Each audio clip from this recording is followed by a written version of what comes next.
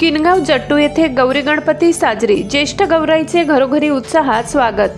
किनगाव जट्टू येथे गणरायाच्या आगमनानंतर वाजत गाजत येणाऱ्या गौरी वातावरण भारावून टाकतात। 31 ऑगस्ट रविवारी विघ्नहर्ता गणरायाच्या नंतर रविवारी मंगलमय वातावरणात सोनपावलांनी गौरींचे आगमन झाले। गौरीच्या आगमनानंतर अनेक दिवसापासून लगबग सुरू असते। गौरी आगमन त्यांच्या पाहुणचारात घरातील प्रत्येक सदस्य जणू हरवून गेलेला असतो। दरम्यान 31 ऑगस्ट रोजी घरोघरी अनुराधा नक्षत्रावर सोनपावली गौरीचा अत्यंत उत्साही आणि मंगलमय अशा वातावरणात आगमन झालं। या निमित्त घराघरात आनंददायी आणि चैतन्यमय असं वातावरण दिसत होतं। आपल्या घरी आलेली ही माहेरवाशीण सर्वांना भावनिक करते, त्यामुळे गौरीशी स्त्रियांचं खास जिव्हाळ्याचं नातं आहे। माहेरवाशिणी ज्या दिवसाची आतुरतेने वर्षभर वाट पाहत असतात, तो दिवस म्हणजे ज्येष्ठ गौरी आगमनाचा। लक्ष्मीला माहेरपणाचं सुख अनुभवावंसं वाटते तेव्हा ती गौरी म्हणून येते, अशी कहाणी सांगितली जाते। सर्व मंगल मांगल्ये शिवे सर्वार्थ साधिके शरण्ये त्र्यंबके गौरी नारायणी नमस्ते। आज आपल्या इथे महालक्ष्मी आगमन झालेले आहे, त्याबद्दल मी तुम्हाला थोडी माहिती सांगत आहे। महालक्ष्मी हा सण 3 दिवसाचा असतो।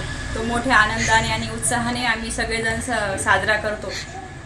पोळ्यापासून महालक्ष्मी सणाची सुरुवात होते। घराची साफसफाई, रंगरंगोटी, डबे वगैरे चक्क स्वच्छता, टापटीपणा, नीटनेटके आणि तसेच गणपतीपासून महालक्ष्मी सणाच्या फराळाला सुरुवात होते। आम्ही महालक्ष्मी सणाचे सर्व पदार्थ आवडीने करतो, त्यांना जे आवडतं ते करतो। 16 भाज्या, 16 चटण्या। महालक्ष्मी आगमनाची पहिल्या दिवसापासून सुरुवात असते।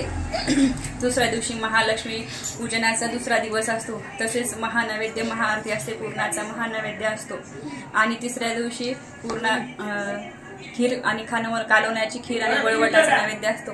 आणि संध्याकाळी सवाष्णीला हळदी कुंकू असते। असा हा सण आम्ही साजरा करतो मोठ्या उत्साहाने, आनंदाने।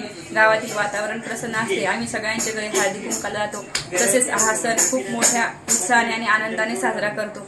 ज्येष्ठ नक्षत्रात ही पूजा होते म्हणून ज्येष्ठ गौरी असेही म्हणतात। महालक्ष्मी आणि गौरी किंवा ज्येष्ठ कनिष्ठ सखी पार्वती अशा जोडीने त्या घरात आणल्या जातात। खड्याच्या गौरी, मुखवट्याच्या गौरी, साडू मातीच्या तसेच पितळी मुखवटे, तोड्याच्या गौरी मोठ्या सजावटीसह घरोघरी बसवतात। हे 2 मुखवटे म्हणजे पार्वती व तिची सखी।